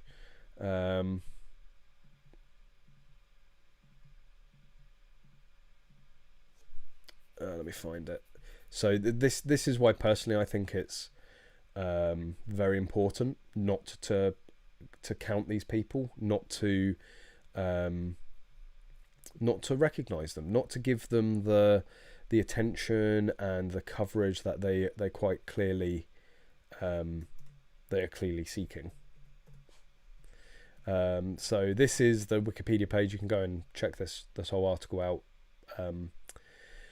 later, but this is on the Port Arthur shooting massacre, whatever you want to call it. Mental illness and copycat effects. The massacre at Port Arthur created a kinship with the Scottish town of Dunblane, which had suffered a similar event. The Dunblane school massacre only weeks previously. The two communities exchanged items to place at their respective memorials.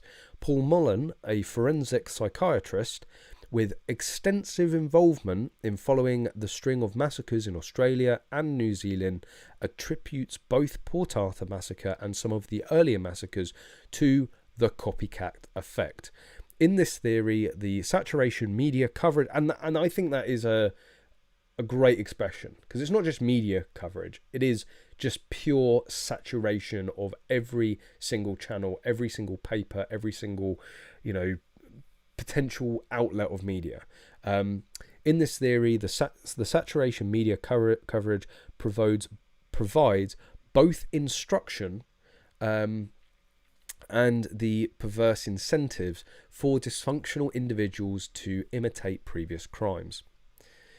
So in Tasmania, a coroner found that a report on the Current Affairs program, A Current Affair, a few months earlier had guided one suicide and may have helped create the expectation of a massacre. The coverage of the Dunblane massacre, in particular the attention on the perpetrator, is thought to have provided the trigger for Brian to act. So, people like to come up with all theories and, if we'd have done this differently, Port Arthur would have never happened. If we'd have done this massacre wouldn't happen.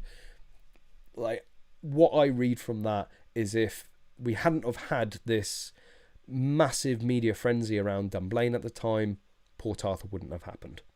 Like that's what it's saying to me. So yes, we shouldn't be counting these people in the totals. But yeah, Cumbria shooting, 12 people died, and in 11 years later we have the next mass shooting, Plymouth, where 5 people died. So they're 11 years apart. I think it was 15 years prior to Cumbria that we had Dunblane. So these are not common occurrences, and it's not, in terms of the scheme of things, in terms of the overall context of what things you should be worried about out there. Certainly in the UK, mass shootings is not one of them. And in terms of the overall gun fatality, even when we have a year like this year where there's going to be 5/6 additional deaths due to a legally held firearm, compared to the 20 to 30 illegally held firearm deaths, it's still a fraction of the overall deaths. And this is what I feel very frustrated about all the time. It's like, first of all, we don't have an issue with guns. We don't have an issue with gun crime. We don't have an issue with gun murders. We have 20 to 30 a year out of a population of 70 million. And 20 to 30 a year, predominantly illegally, down to illegally held firearms. And there are 750,000 certificates out there. See, in terms of any sort of correlation, there is none. The numbers, The numbers when it comes to the issues, the deaths, the crime, are infinitesimal compared to the actual amount of licensed or certificated firearms owners and the amount of guns. There's something like 3 million legally held firearms, Section 1, Section 2 firearms in the UK, not including all of the millions of air rifles out there. I think they estimate in the UK it's something like 5 or 7 million air guns. We do not have an issue with guns. This is not something to get overly worried about and start knee-jerking on laws. Yes, it is horrific and it is tragic that 5 people have needlessly and defenselessly lost their lives. I don't like to use but. It's tragic. That doesn't justify in any way, from what we've seen so far, any further restrictions, certainly any further bans. And a lot of people said, I think there is blame to be had elsewhere from just the perpetrator of this, the person responsible. But yes, ultimately, the responsibility lies with that one person. Yes, the NHS, GPs could have done more in this case. The police could have done more in this case. But I keep seeing the expression, you can't legislate against crazy. You can't stop crazy. And that still holds very, very true. Still think overall we need much better guidance for firearms licensing in the UK, and we need to equalise the implementation of that guidance throughout the country.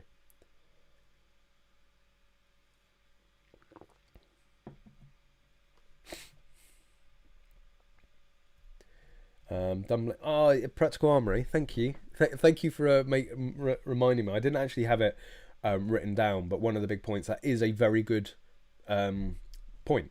Dunblane, massive political cover-up, can't do that now with social media and smartphones. We all know there was something dodgy going on with Dunblane, right? From the little information that was ever released about it, the guy was he was kicked out of the Scouts for inappropriate behaviours with boys, right? And I don't mean boys as in 14, 15, not like that makes it better. But I mean like young preteen boys, taking photos of them, inappropriate touching, and in just general inappropriate behaviour. And he was allowed to continue having, he had his certificates taken away, they were reissued, and then Dunblane happened. But actually, for me, the point I was going to make was social media and smartphones. I think that whilst social media obviously has a part to play in this because of the concerning content that this guy was putting out there, I think this is part of the reason that the public and general media have seen it for what it is. People were able to go out there and see the information that was coming out. It wasn't coming out from the conventional sources, and this very rarely this happens more commonly now, where it's not coming from the police, it's not coming from the conventional media, it's coming from social media. That's where I found out a lot of information about this guy well before anything was confirmed or reported in the BBC or other papers, or even confirmed by the police. And I think in a way, as much as the shooting community and certain members of the shooting community really hate social media and hate modern technology, I think it potentially has, in this case, has actually saved. It would have saved 5 people if the police had taken, had actually looked at the social media. But it's certainly saved more. Saved the shooting community from more needless restrictions, unfounded, unjustified restrictions, because the public has been able to see exactly what went wrong here. The narrative hasn't been able to be as dictated by the media or the police as it sometimes is. So people have been able to make their mind up because of social media. So obviously, running the channel, I think social media is a fantastic tool. I think we should be using it for the benefit of our sport and our community. And the police, I think, certainly should be seeing red flags, like in this case, on social media. Of course, it is going to get really interesting. Here's me advocating for further vetting on social media, and one of the big reasons I don't have certificates myself is because of social media. So we'll see how that one plays out. But it doesn't, you know, I'm not gonna change my views or what I think is right overall just because it may suit me. I think it's I think it's genuinely correct and right that police should be vetting people's social media where they can. Do I think that, you know, in the previous 5 years I've put anything out there that would raise a flag or would deem me a fit character? No. I think the police without proper guidance or frameworks might think so. That's why I think we need better framework and guidance on a personal level, but also it would have prevented this. But yes, yeah, again, sorry guys, it's been, you know, there's just been so much to cover. I said at the beginning of the stream I wanted to do like 6 different videos, and all of the stuff that I've kept on to I've sort of just done this evening. So yeah, I haven't been so interactive with your comments. But yeah, Callum saying, so in terms of copycats, this is incredibly relevant to the Plymouth shooting, given he and several others had copycatted the original incel murders. Exactly. And what are the media still doing? You know, I'd heard of those. I'd heard of the guy in Canada with the van, and I'd heard about that other guy. Oh, he looks like bloody like Edward Cullen out of Edward Cullen, the you know, who Robert Pattinson plays in Twilight, right? He looks like a bloody vampire. The two big incel cases, right? I whilst I was aware of those attacks, I had never heard of incel before, right? And what has the media done? They've made hundreds of thousands, if not millions of people aware of incel, right? And how many people, how many sad, lonely, worthless individuals that are thinking of how to, you know, dedicate themselves to a course for infamy, for, you know, lasting fame, are going to see this and go, right, we just shouldn't. You know, we should be reporting on the victims. We should be reporting, you know, they are still facts in a way, but make it about the victims. That's like everyone rushes to learn the name of the guy that did it, and I think ultimately that's the problem. The media should be rushing to learn the names of the victims. And I think if they change that in the media, it would have a huge effect. And publicising this incel movement is only going to lead to bad things. That's as, like, I know I've just said it about 15 times, but that's as well, I've left it out of videos. That's not something I want to promote. I don't think that's something that we should be promoting. It's just giving it more attention, and it's just going to grow and become a bigger problem.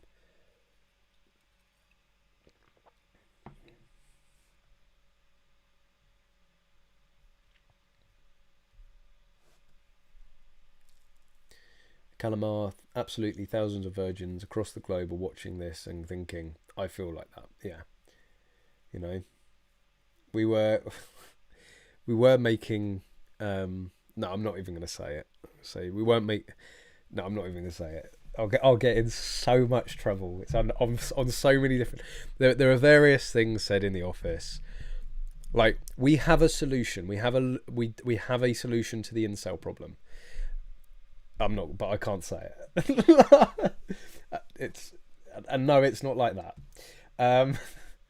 It would be far more beneficial to have properly trained FLO or FEOs. I refer to them as firearm inquiry officers, as more officers seem to be coming off the street and wouldn't know which end was which, best suited to ex-firearms response unit.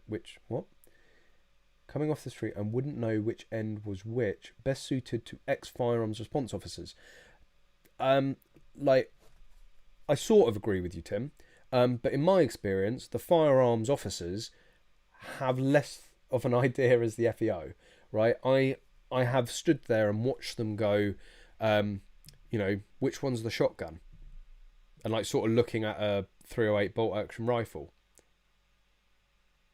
Like, really? I've watched firearms officers struggle to break down a over and under shotgun, which has to be like the most common firearm owned across the whole of the UK, and yet firearm specialist officers don't know how to break one down. But yes, I think when you say properly trained, I don't know what the requirements is to become an FEO, what experience or knowledge or tests or guidance or mentorship you need to have become one. But I think it's less about being properly trained, but having the right guidance. And even if the guidance is like that thick, there it is. This is the rule book. There's no interpretation here. This is what you do. This is an A to Z of how you give out certificates, how you vet people, and leave nothing open to interpretation. The issue is with calling for that is the guidance is just going to get stricter, and that's what we are seeing already with this draft proposal. Neighbours being interviewed, alcohol tests. It's always goes in sort of the same direction, which is tighter restriction. Webcamchat.com. That's one for after the stream. Do I get a discount code? Do I get an affiliate link? Damn right, Callum. Too much energy wasted on trying to be something we think we ought to be without genuine authenticity. Plenty of solutions to that movement in Soho. 30 quid. That was around the lines that we were suggesting. Totally agree. I feel that the person who committed the crime should be persona non grata. Their name and anything about them should not be published or publicised. Mid-90s, the club I was in resembled a modern rental in Texas. There was little need to own your own. M. Gabriel, a solution to the incel problem is at hand. Is she called Jill by any chance? Some of you will get that. There was one comment, and I don't want to sit here and joke and laugh about it, because it's not really something to joke and laugh about. But something that out of all the serious, sort of emotionally draining conversations and comments that have been back and forth, because it's not a nice subject to sort of throw yourself into and have to read about and research to make the videos and stuff like that. So to have something a bit light-hearted on one of the videos that made me laugh, which was and no offense to anybody in Plymouth, certainly the girls, but the guy said he was a 22-year-old virgin. If he couldn't it's something like, if he couldn't get laid in Plymouth, if he couldn't get a shag by one of the girls in Plymouth, then something really was wrong. It did make me chuckle. We're talking actually a lot about social media.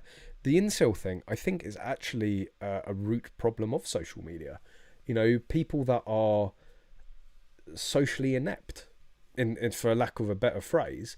So, people that aren't used to the human interaction. And me and my fiance, or my fiance and I, have this conversation quite a lot, which is about Tinder. We got together, we started going out right before Tinder. And I don't want to be one of these guys that say, back in my day, you had to go to a bar and sit there and we still had social media back then, and you could message. I'm an MSN Messenger generation. When I was at secondary school, that was the social media. But we met in a conventional way. We didn't have Twitter. Not Twitter. We didn't have Tinder. I met her, we went to college together, but it wasn't until years later that we were both at a get together for a mutual friend's birthday. We met each other through human interaction, not through a fucking phone.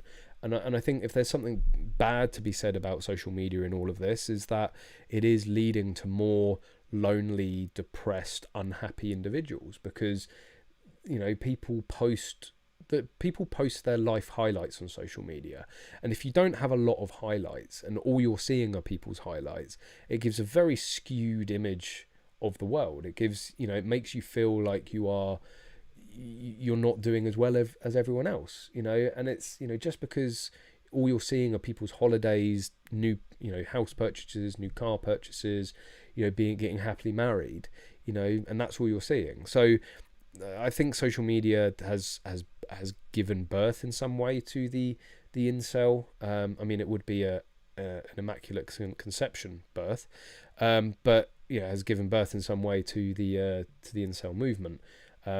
But the government, police, they need to adapt. We've had social media now for 15 years, and yet there's only one mention of it in one piece of draft potential guidance. It's out. The guidance is outdated. We haven't kept up with the times. The police can't keep up with the technology, and I think that's what's bringing in these issues.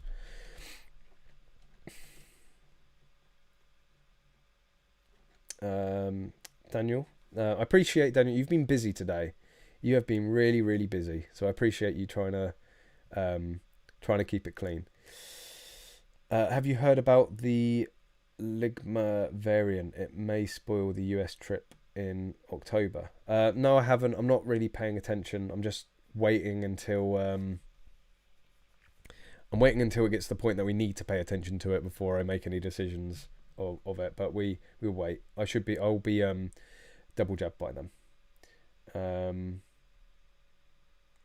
Not Tinder, Grindr, lol. We got together even before Grindr. That's how long we've been together. That's a nice reference. Yeah, our relationship started before Grindr. But yeah.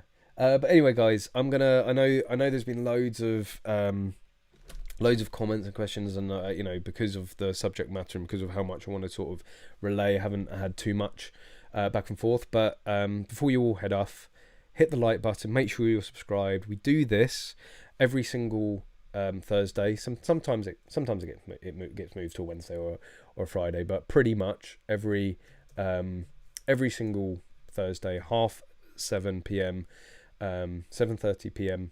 UK time, and we do it every single week. But I really appreciate you guys hanging out and joining the conversation and getting involved. The chat rate has been absolutely phenomenal this evening, which I really appreciate. I like people getting involved. And if there's been a number of people that have donated and supported the channel this evening. I mean, just by being here, you're supporting the channel. By liking, you are. By subscribing, and certainly by the super chats, you're helping. But if you want to get some epically cool swag, there is of course EnglishShooting.